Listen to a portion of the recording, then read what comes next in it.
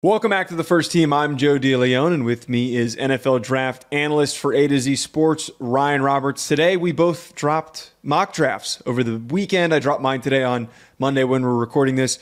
So as we've done before, we're going to do a dueling mock drafts episode for the first round, a way too early preseason 2025 mock draft. And we're going to each read ours off. We're going to cut in. We're going to pick it apart. We're going to dissect it. We're going to crap on each other. We're going to be mean. No, I'm just kidding. We're going to be as supportive and as friendly as possible. You excited for this, Ryan? You ready to do this? Kind of. Why? Are you scared? Are you afraid? I'm definitely not scared. Joe, I have a love-hate relationship with mock drafts. You know what I realized the last couple of days? Well, no, but I realized a little bit of a deeper thought process on it, okay? So here's twofold. One, I love the idea of mock drafts. Okay. In the instance of preseason, I am giving everybody my analysis on players, which is what I love to do, right? I'm telling you who I think are reasonable first rounders right now, guys that I think have the chance to be. I'm giving you personal information. I'm giving you my draft grade. I'm giving you context. I love that. That is my thing, right? This is why we have this show.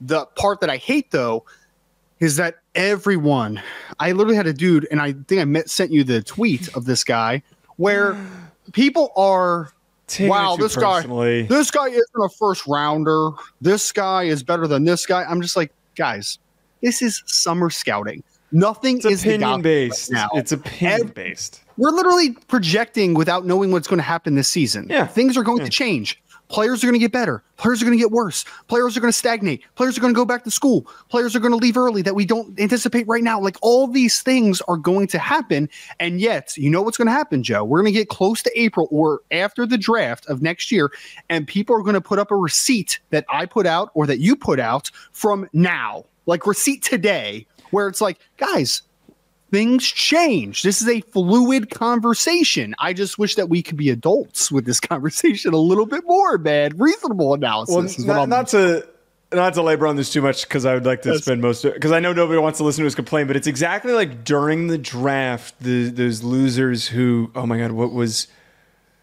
the name of the it was some Twitter account that had like 100 followers that claimed they were like a funded NFL draft site. I was like, who's paying for this?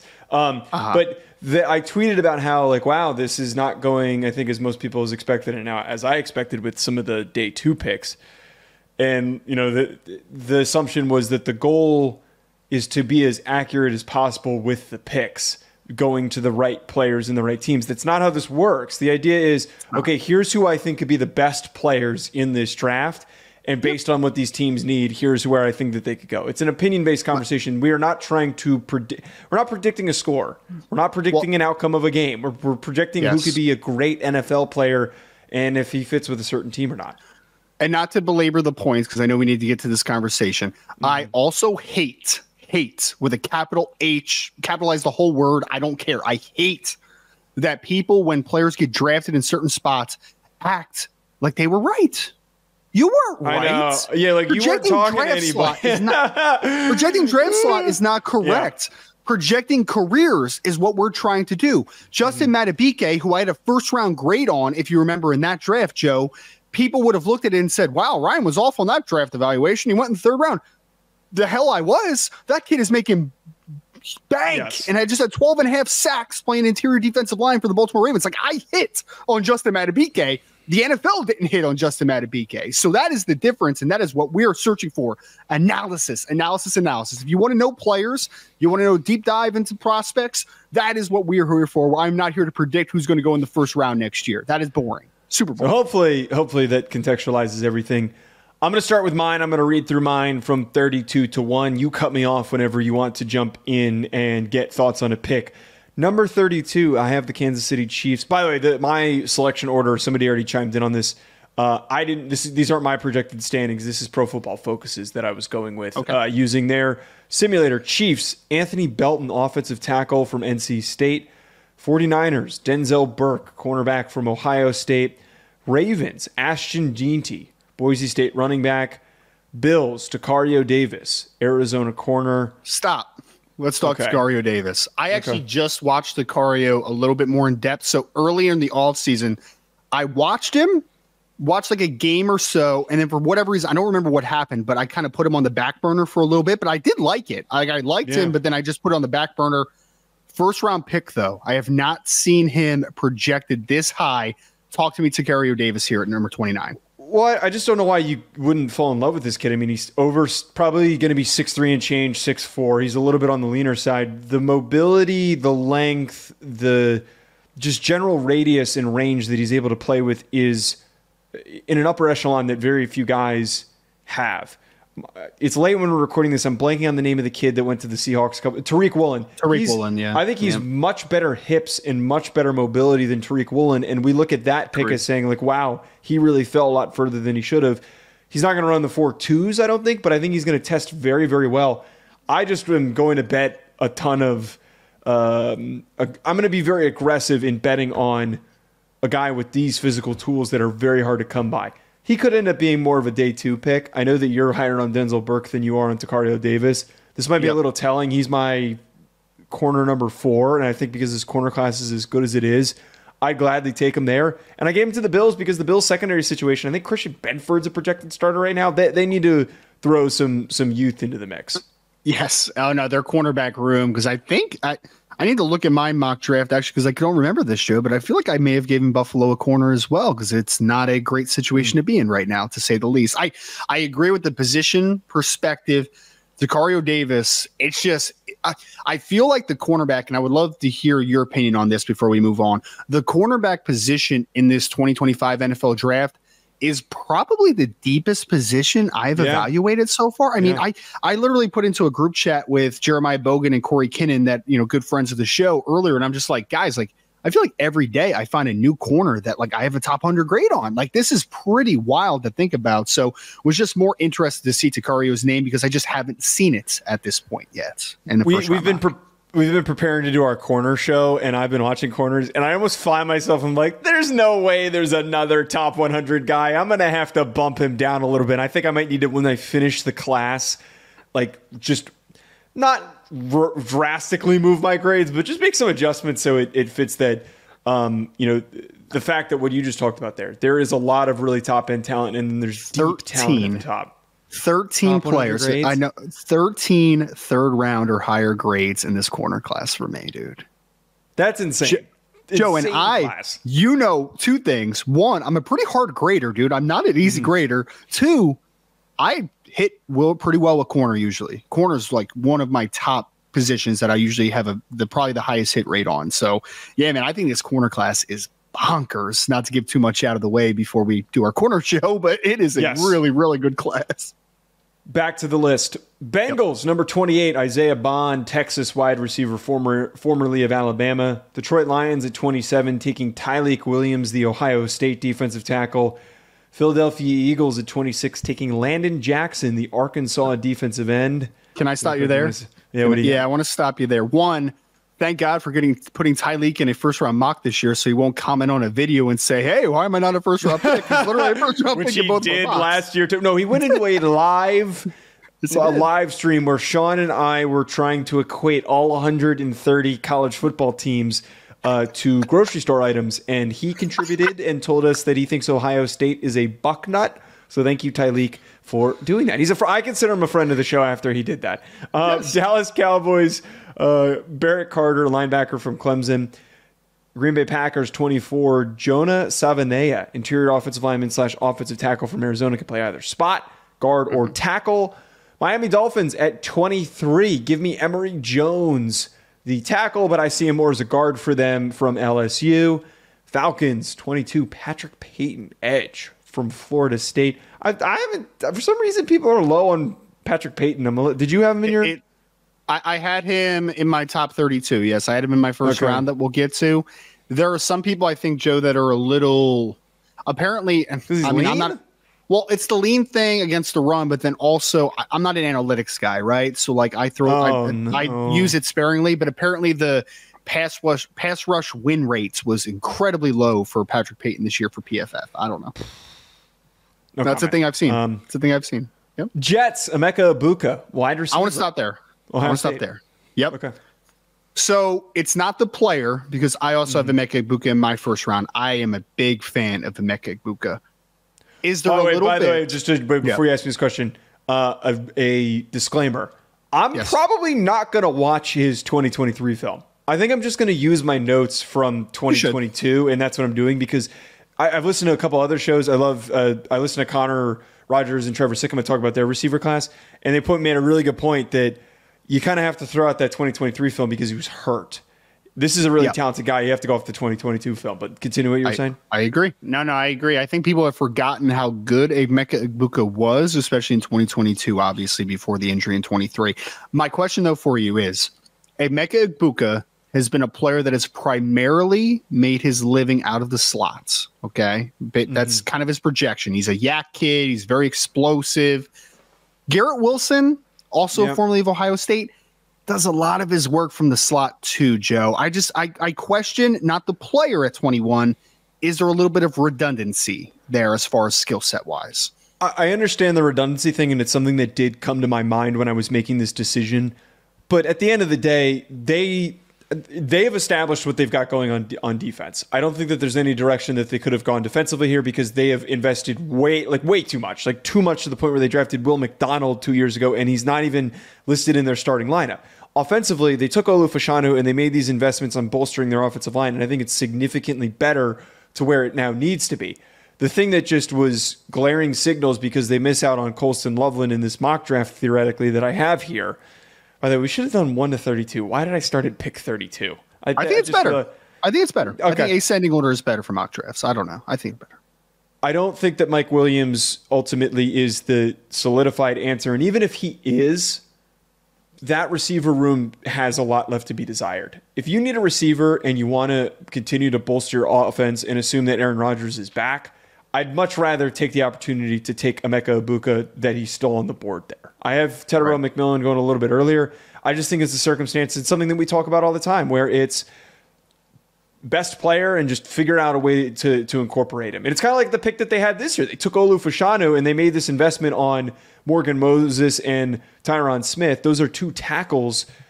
You were going to have to figure that situation out eventually. You just said, you know what? This makes sense. This is a good football player. We're just going to take him and we'll figure it out later down the line. It's fair. It's fair. Again, 21, I don't think is too rich for Emeka Egbuka. I just think the conversation probably going to go earlier how does than it fit together. Yeah. I put that in my analysis. I kind of threw in here that maybe I didn't write that down. But my whole thought process is he probably could end up being as high as receiver 2. There's a very, very strong likelihood of that. He was wide receiver 2 for me in my mock when we get there. So, yeah, I think you're very, very true on that statement. I love this pick. Texans at 20 taking Harold Perkins, the linebacker from LSU, because their linebacker room is missing so much juice, and I think that is the juice king in Harold Perkins, who could fly all over the field. Chargers, Michael Williams, edge rusher from Georgia at 1918. Chicago Bears, Abdul Carter, edge rusher from Penn State. Abdul Carter's dad, please do not get mad at us again like you did a couple weeks ago. Can I just say this on that? That was his dad, by the way. I know it was his dad, but I just don't understand. Didn't we both say he should be a first-round pick? Why are we? Yes, why are people because we didn't say he was the number 1 pick. We were bozos, according to him. I was blown away by that. Crazy. I'm sorry, Mr. Carter. I'm sorry. Number 17, Cleveland Browns, Tedero McMillan, Arizona wide receiver. Number 16, Jacksonville Jaguars, Dion Walker, defensive tackle from Kentucky. Here's another question, okay, from Kentucky. I'm sorry, I cut you off before you finished this the word. Dion Walker, again, in a vacuum, I'm fine with it. Like 16th overall, top 20 pick on those traits, I'm good with it. I think it comes back to, again, redundancy. You just drafted Mason Smith, who is a very similar-ish football player. You drafted him in the third round? I don't think that's stopping them. What position did you give them? We had you and I had like an off conversation corner, about. I think it was corner. I originally projected them to take a corner, but I had to make some adjustments. So full disclosure, pull the curtain back. I had Travis Hunter going here originally, and then when I watched Travis Hunter, after I had wrote this and done this, I was like, oh, I'm an absolute dunce. Why would I think that this is appropriate to give him to the Jaguars at 16? He's not going to make it past 10. I was actually wrong, Joe. I was wrong. I gave them an offensive tackle in my mock draft because Cam Robinson is on a final year of his deal at left tackle. So that was my thought process there. That's a better pick than mine. That one I didn't feel great about, if I'm being completely honest. It kind of here's my rationale for this one. It's very similar to the Emeka Egbuka situation. When I made it make sense to myself, just feels like a pick where he would slide that far, and he's going to end up he's going to be a darling of this process. And I think that the Jaguars, kind of like they just did with Brian Thomas Jr., where they fell in love with the numbers he threw up at the combine and all that stuff, and the athlete that he is, and they just kind of said, "We're going to go with him. We'll see how this pans out." And I think the same could happen for Deion Walker.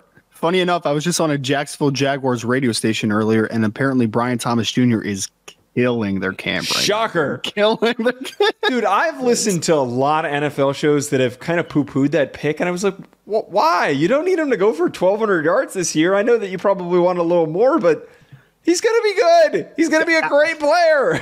Dude, he's going to have, this year he's going to have 50 catches for 900 yards, and then his second year he's going to just balloon, and it's just going to be yep, here we go. Here's the story right here. Yep. Rams, Benjamin Morrison, Notre Dame cornerback, 14. Steelers, Luther Burden III, wide receiver from Missouri, 13. A little bit of a wide receiver slide for you, I guess, huh? 14. I don't think that the wide receiver class is as talented at the top as everyone makes it out to be. So funny enough, and we'll get here. You're probably right. We probably should have went in descending order. Maybe I'll go 1 to 32. You need to do that. You need to do that. That's fine. Because it kind of makes it stupid when we do that. That's not stupid. I think it's great analysis. I actually am lower on the offensive tackle class, which is funny. I was looking at your top 10. I'm like, we did the complete opposite. Yeah. We kind of flip-flopped there. Okay. I know that because you don't like Will Campbell, and I'll get to that in a I don't dislike – dude, I had Will Campbell going to my top 20. I don't dislike Will Campbell. Can we not say – Man, we are so off from one another. That is hilarious. Because you'll hear in a second where I have him. Maybe there's a little more suspense. You go 32-1. There's a little more suspense this way. I know that we had this pick identical. Colts, Colston Loveland, Michigan tight end. Yep. This one it feels a little early for him. Again, another guy who's going to be a draft process darling who's going to test really well. Yeah. The missing piece is a tight end. Everybody talked about Brock Bowers going there. They wanted Brock Bowers last year. They wanted Brock Bowers. So, yeah. I think it's cheaper version. Exactly. I think if he did not go to the Raiders with the 13th pick or whatever the heck it was for Bowers, I think that he would have – if he would have made it to 15 last year, they would have drafted him over Latu. There was no doubt in my mind. So, yeah, agreed. I really love this pick. Buccaneers, Tyler Booker at 12. Interior offensive lineman from Alabama. That offensive line, imagine him and Tristan Wirfs. Woo! I hate this one. This one I felt dirty doing. I hate this one too. Saints, Quinn Ewers, quarterback, Texas. Dude, he's going in the first round. As much as we don't want to project it, and as much as you and I don't like him as a prospect, he is the one I just had to put in there. Joe, Will Levis got the hype that he did, and I know he wasn't a first. But he went in the second round. He went to the second round. Joe, Quinn Ewers had 3rd to 4th round draft picks if he would have went out this past year. Unless he has a crazy jump, which is always possible, right? It's always possible. I don't know, man. I think people are going to be very mixed on this kid. I'm not saying he won't be a first rounder. There is a reality where he could be a first rounder. I don't know, though, man. I think he's going to be a very divisive player for a lot of NFL teams, but we'll see. Two things. J.J. McCarthy, that's it. Second of all, what is that? You can't say that's it. You can't say that's it and move on. You're telling me that we all agree that J.J. McCarthy and Bo Nix and Michael Penix should not have gone as early as they did. But here we are. This is the aftermath. This is the world that we live in, that NFL teams are going to throw darts and take shots, especially on the big arm guys, because of Jordan Love, I think, is going to really ruin things for a lot of teams because they're all going to think, oh, we're going to get our own version of Jordan Love, and it's not going to work. But I push back slightly. I think all he needs is a slightly better season where he makes some better plays, some better decisions. NFL teams, stupidly, desperate ones especially, and the Saints front office and coaching staff is going to be really desperate. They're going to talk themselves into it. That's all I got. That's all I'm saying. Maybe, man. I don't know. We'll see. There's a couple quarterbacks that I think could have that type of divisiveness. Like when we get to my mock, I think Riley Leonard is another one where it's going to be a little divisive. I think some teams are going to be very high on Riley Leonard, and some teams are just going to be a little bit scared of Riley Leonard. And same thing with Cam. Actually, I don't even know if teams are going to be that high on Cam Ward. We'll see, man. I don't know, but yeah, there's going to be a few of those quarterbacks I think are super just all over the place, depending on what team you talk to. I'm about to post a clip for Rufino and Joe where I basically compared Cam Ward to Jordan Love. So that just throwing that. Do not do that. There is nothing about I'm not comparing them. I'm just comparing development. I'm comparing how the comparison that I made was that Jordan Love in his first time starting, he has a ridiculous arm and he's a risky decision maker. So he kept trying to take risks that he wasn't connecting on. But now he's able to take risks that he's able to complete. He's able to make those splash plays that are paying huge, massive dividends. So I'm kind of comparing Cam Ward stepping into Miami this year where he loved to take risks. They didn't pan off when he was at Wazoo. Now he's at Miami, and I think those risks are going to pan out a little bit better. Our conversation about Miami is another conversation for a completely different we're not going to, by the way. Go down that rabbit hole. Home stretch here. Seattle Seahawks, 10. Malachi Starks. Raiders, Shedeur Sanders, quarterback, Colorado. Number 8, Vikings, Nick Scourton, edge rusher, Texas A&M, playing alongside Dallas Turner. That speed and then power combo would be ridiculous for the scheme that they run. Travis Hunter, corner/wide receiver for the Arizona Cardinals out of Colorado. That could be absolutely bonkers. Commanders, Kelvin Banks, offensive tackle from Texas. Carson Beck, quarterback from Georgia, number 5 to the New York Giants. As a Giants fan, would you be pumped about that, or would you just be like fine with it? I don't know. I am of the belief that when you bet on traits and it doesn't work out, you overcorrect by going with the safer pick. That's just the natural flow of decision making. So I'd feel if I watched Shedeur Sanders and Riley Leonard and Cam Ward and all of these guys, Quinn Ewers even, if they all ascended and ended up being top 15, top 10 quarterbacks, Carson Beck was just Andy Dalton, I'd be more than happy with Andy Dalton because Andy Dalton got to the goddamn playoffs consistently. Oh my gosh. That is such a defeatist attitude, isn't it though? Like that is just That's going to be my comp, even though it doesn't make any sense. I'm just going to keep comping Carson Beck to Andy Dalton. Number 4. This one was really funny. Tennessee Titans, Will Johnson, cornerback from Michigan. Some guy tried to tell me that a 30-year-old Chibodi Awuzie would keep the Titans from making this pick. That I had a nice laugh at. I didn't even respond to. Yeah, right. Isn't that not insane logic? I understand that they just Awuzie's not bad, but he's gonna be 30, and you have the opportunity to take Will Johnson. You're picking 4th overall. You just my counter would be would be though is if Tennessee's picking number 4, they should probably take a quarterback because that probably means that Will Levis isn't the guy. Good point. Yeah. That's a very good point. Denver Broncos, number 3, Mason Graham, defensive tackle, Michigan. Number 2, New England Patriots, Will Campbell, offensive tackle from LSU. This is where the big swing pendulum that we have here, where you have him in the 20s, I have him at number 2. I have him top 20. I had him top 20. I had him top 20, not in the 20s. He's just so steady. I can't not go with a guy like this that early. I feel like a lot of teams are going to sell themselves on him. You have just been doing a show with Blake Ruffino for way too long, Joe. Way too long, man. I'm mostly joking, okay? Mostly joking. I just don't think he's a top 5 pick, man. Like, I don't even think there's a rise that's going to happen that's going to convince me that he is a top 5 pick. I just don't see it, man.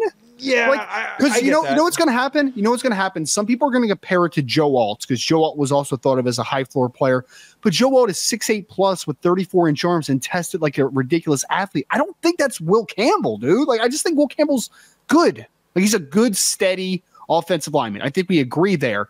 But like you don't take that player with the number 2 overall pick.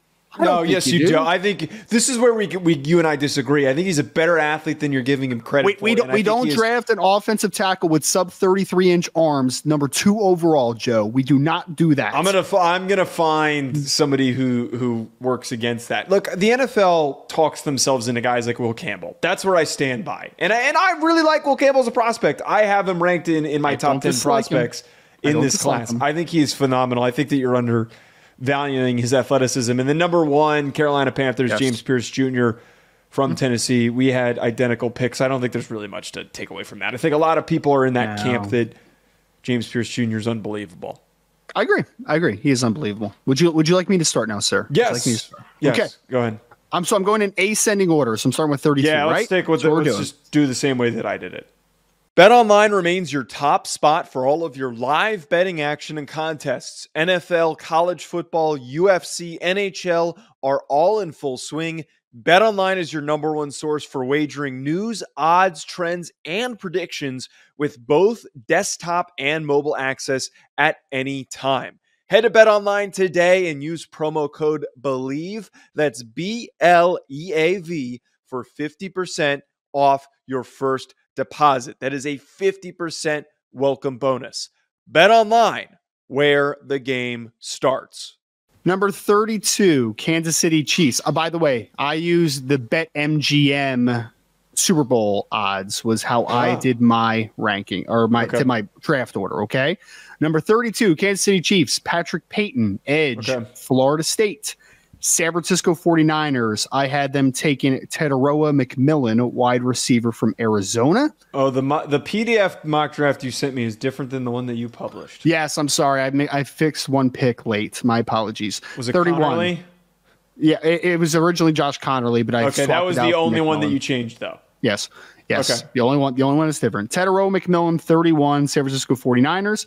Number 30, Baltimore Ravens.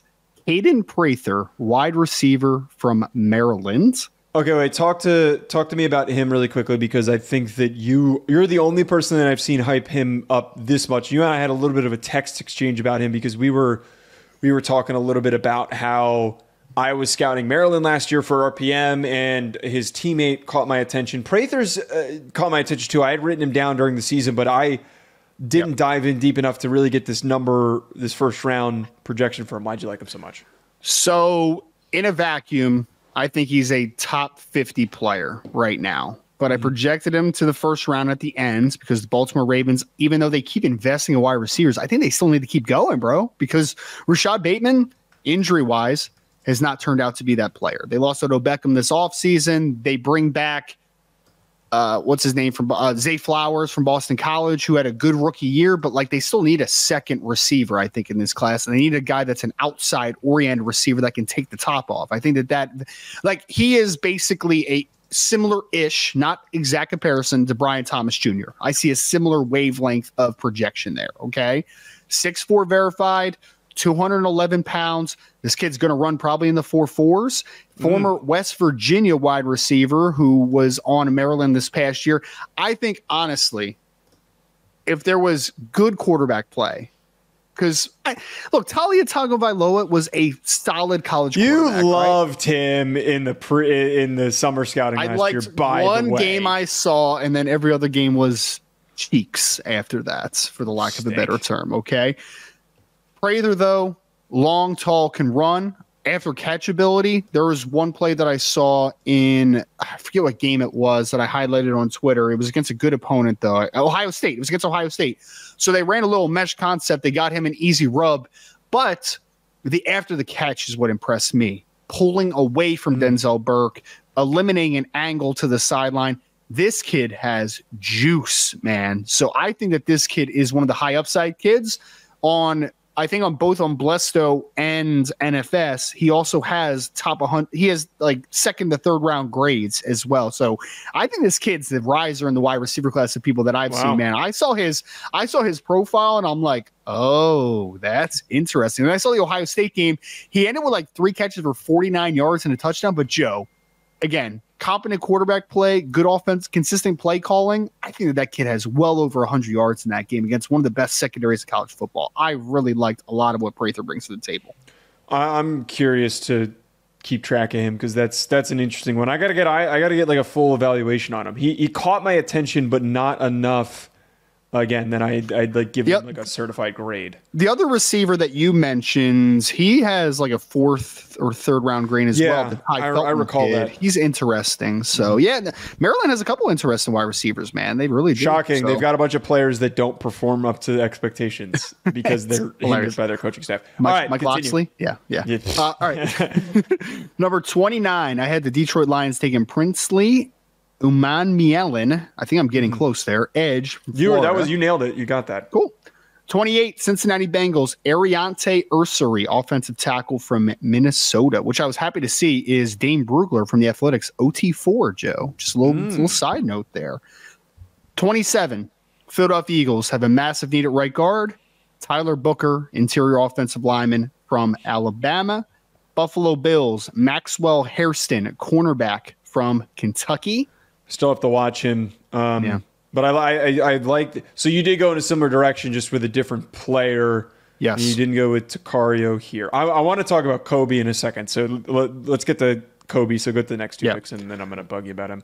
Houston Texans, I have drafted Abdul Carter, linebacker edge from Penn State, and then I have Green Bay Packers selecting Kobe Bryant's cornerback from Kansas. So I need to get eyes on – I'm planning to watch Hairston and Kobe Bryant tonight. So we can do our corner show in the next 2 days. Kobe Bryant, not a lot of people. People talk about him being good, but I don't think enough people talk about him having the potential ascension that you're projecting here. And again, as you mentioned, you have a very high hit rate on corners. So why did you fall in love with him? I'm not saying that he will rise to the level that Devin Witherspoon did for a couple years ago from Illinois or 2023 NFL draft. But Joe, there's a lot of similarities between the two, man. There's a lot. So Kobe is 6 foot, he's 6 foot flat. He's only about 170-ish pounds right now. He's low 170s. But this kid's a dog, man. Like in the truest emphasis of that word, physical, downhill, blows up the screen game, incredibly feisty with wide receivers, but like smartly feisty. Not the feisty where he's grabbing too much. He's going to get flagged a million times. I think he's a very smart football player with how he uses his physicality. Short area, I think, is really good. I think change of direction is great. Long speed is solid to good. It's fine. It's not crazy, but I think it's good. This is the type of kid like Devin Witherspoon that I think can start at outside corner in a specific scheme. But I think if he is a nickel that can also play outside, incredible upside in that role. He is really good closing speed. He can make plays in the backfield as a blitzer. I think he is the most physically impressive corner that I've seen in this class, not from pure athleticism, from not allowing the opponent to dictate anything. Everything that happens between Kobe Bryant's number 2 for Kansas and the opposing wide receiver is dictated by Kobe Bryant. And that will get him burned occasionally, right? Because he's a go aggressive at times. But more often than not, it's going to lead to a big hit. It's going to lead to a pick six. It's going to lead to a fumble return for a touchdown. It's going to lead to a lot of big plays. I love Kobe Bryant. You sold me. I need to watch him. You've been pushing him on me, and I haven't gotten eyes on him. I think it's the Oklahoma game from last year, I think. I'm trying to remember which. Oh, no, it was Texas, dude. Go watch Texas. Go watch the first 10 plays of Texas. That's all you need to see. It is, against those receivers, it's bonkers what he was able to dictate in that game, man. It's awesome. Awesome film. You have another corner that caught my eye. Keep rolling here. 23, Harold Perkins, linebacker LSU to the Dallas Cowboys. 22, New York Jets, Connor Wakeman, quarterback. Okay, I'm adding a side comment. We're not going down the rabbit hole. Okay. The only side comment is I love the differences in perspective on just quarterbacks in general. And I think this is a really interesting direction for them to go, for them to say, actually, it would be hilarious if they took the oh my God, I am laughing at the potential that the Jets say that Aaron Rodgers is a really good year this year and they finish where they do, and he's trying to finish with one more year. And he's thinking to himself going into the draft, can't wait to get myself another weapon. And they come around and they pick the toolsy kid out of Texas A&M who showed some good things, but maybe needs a little bit more work to be his next predecessor again. I think he'd retire out of spite. I honestly think that Aaron Rodgers would completely retire out of spite if that happened. That is a hilarious pick that you put in here. I just realized that I used predecessor incorrectly, though. Aaron Rodgers would be the predecessor. Wakeman would be the successor. That is the difference there. Yes. But yes. Well, Joe, because look, I don't want to project Wakeman too high, but like there is something there, right? 20 in the 20s to a playoff team with an aging quarterback that still has time to let this kid develop. I think that's the track that he could be successful on. So yeah, Wakeman 22 to the Jets. 21. Miami Dolphins, Jonas Savaiinaea, interior offensive lineman, I have listed out of Arizona. I have the Los Angeles Rams at 20 taking Shavon Revel, cornerback from ECU. I tweeted clips of him. I freaking love this kid. This is wild, though. I kind of want to save our takes for when we do the corner show on him because I think that he's going to be a really fun conversation. But the kid's unbelievable. If you had to give me a quick blurb on him, just the range, the size, the physicality, not a lot of tough competition, but this is an alien playing football. He is one of the best transition players I've ever seen at 6'2 plus. Like when he opens up, you think that 6'2 plus, listed at 6'3, but he's probably more in the 6'2 and some change. You think that a corner that's tall will be a little bit clunky of a transition. Think of like a Tariq Woolen, for instance, who is really fast, but his hips are tight, right? They're extremely tight. This kid's not tight, dude. Like Antonio Cromartie is the guy that I keep comparing him to because Antonio Cromartie could open up and run, dude, where you're like, oh, that's a little bit different. So. This is Quinyon Mitchell this year. Seriously, he's going to be a huge. We saw good testing from Quinyon Mitchell. The numbers that this kid's going to put up and the way that he's going to perform at the Senior Bowl could be absolutely nuts. I can't wait to our corner show because I have a great backstory on that kid. I actually posted you've told about me. it. You've told me. Yeah. I'm excited to dive into that. All right, keep going here. What do you got? Number 19, Atlanta Falcons, Mykel Williams, edge from Georgia. I know he's probably going to go higher, but that's just what I see right now. Top 20 pick, but borderline kid right now. Chargers, Los Angeles Chargers, number 18, Tyleik Williams, interior defensive lineman from Ohio State. I have the Chicago Bears at number 17, taking Deion Walker, interior defensive lineman from Kentucky. Cleveland Browns, Will Campbell, offensive tackle, LSU at pick 16. Joseph. Is what it is. Pittsburgh Steelers, Emeka Egbuka at 15, wide receiver from Ohio State. At number 14, Jacksonville Jaguars, Kelvin Banks, offensive tackle from Texas, with the impending contracts running out for Cam Robinson after 2024. They're going to need a left tackle long term. 13, our identical one, Indianapolis Colts, Colston Loveland, tight end from Michigan. Number 12, Seattle Seahawks taking Benjamin Morrison, cornerback from Notre Dame. I said Ohio State, from Notre Dame. Number 11, Minnesota Vikings, Denzel Burke, cornerback from Ohio State. You and I both like Denzel Burke. Yes. The only thing that this is any pick that you have here, the conversation is being had. This is the only one that I look at and I go, I'm sorry, but I don't see it happening. And I know that you're disagreeing with me. And the only reason why I say that is I feel that he is so scheme specific that I just don't know if there is this reality that a team is, even if it's the Vikings, that they're going to look at him and go, we have to take him here at 11. Part of me thinks that a team that's picking in the top 12 is going to see Burke, have him high on their board, have the expectation that he fits what they're looking for, and then say, let's hope that he's there at the beginning of the second round. I just think that there's going to be a lot of teams that look at him and go, I don't know if he's exactly who we're looking for because he's very zone specific. We had this conversation over text. A little bit. Do you not agree? No, I think he's better for a specific system. Yes, I agree with that. I 100% agree with that. But, Joe, there's just something different about this kid, man. I'm betting on the intangibles as well as the tangibles here, man, because I think that he at 6 foot and actually he's like 5'11" and 7/8 and 190 something pounds. At his size, the reactionary quickness, the physicality, the intelligence, and I think that he's going to run really well. By the way, like when I say well, I mean like 4.45, 4.47, like somewhere in that ballpark. Like he can turn and run. There's no doubt. I agree. He is not the most flexible athlete compared to a couple of these guys, but man, there's something different about his personality and his physicality and his mentality, man. I really just like Denzel. I agree with all that. I agree with all that. Do you think he can play man? In certain type of man. Yeah, certain type of man. I don't think he's going to be a guy that you are going to put an off man all the time, but like in a press man system, I think as long as you have the sideline and his friend, man, and he's able to play with good discipline at the line of scrimmage, I think that he could play in that because I think he has enough. I think he has more than enough recovery speed in case someone does have a good release on him. I wouldn't want him an off man where I'm asking him to change direction 45 degrees all the time. Like that's not his game, but man, I'm buying into his demeanor. The demeanor really sold me with Denzel Burke. Really did. Okay. All right.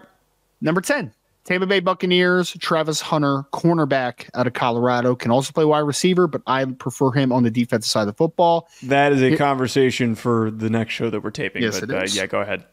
Number 9, New Orleans Saints, Riley Leonard, quarterback from Notre Dame, is my selection here. Have you like fully evaluated him yet? Most of it. I watched all of 22.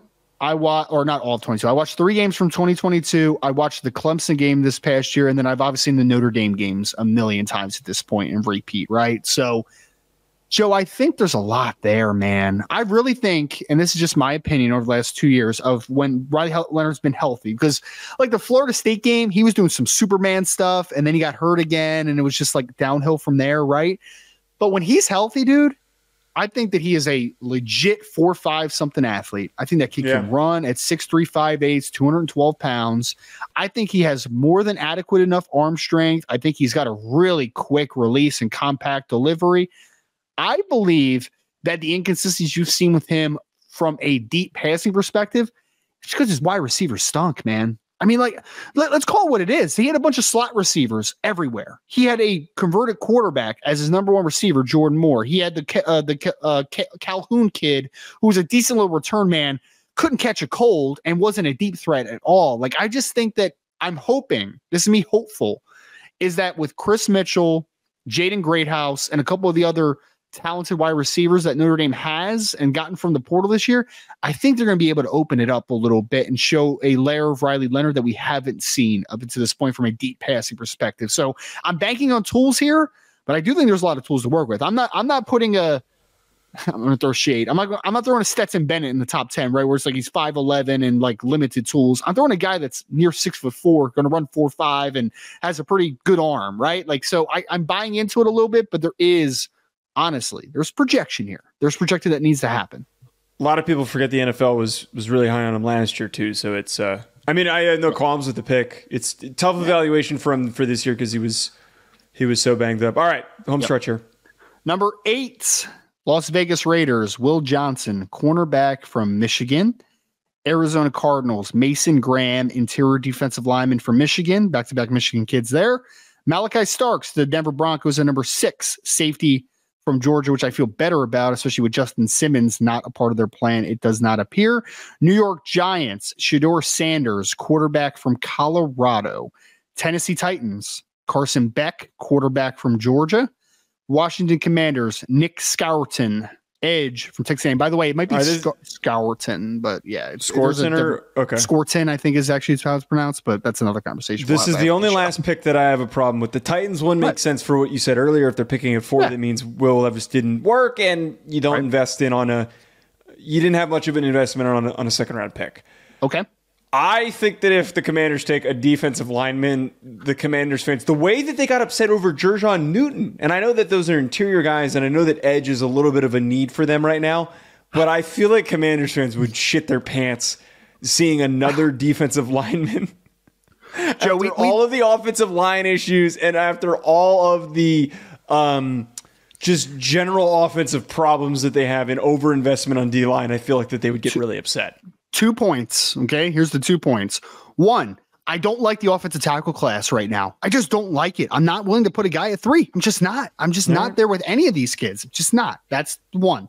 2, your defensive end rotation this year for the Washington Commanders is Cleveland Farrell, Doris Armstrong, Dante Fowler Jr., and KJ Henry. That's your edge rotation, Joe. Yeah, I don't have anything else to say. I don't have anything else to say but that. I don't think it's a bad pick because Nick Scourton's unbelievable, but the way that I saw Commanders fans upset that a second round pick was spent on a projected first rounder that slid, went to the defensive line, and they were upset was just weird to me. They should be excited that they ended up with Jerjon Newton, but it is what it is. Yes. Last 2 picks. Yeah. Commanders fans are idiots. What do you want me to say? I didn't say it. I know. I'm not mean. I'm sorry. Number 2, New England Patriots, Luther Burden, wide receiver, Missouri. And then number 1, Carolina Panthers, same pick. I have them taking James Pearce Jr., edge from Tennessee. It would be a shame if the Carolina Panthers are picking one again where they have to pick a non-quarterback again, so, which is just, Quick thought on Burden before we close out here. Do you think he's worthy of going 2 overall as a wide receiver? I feel like at the very least, Will Campbell's not the second-ranked prospect for me.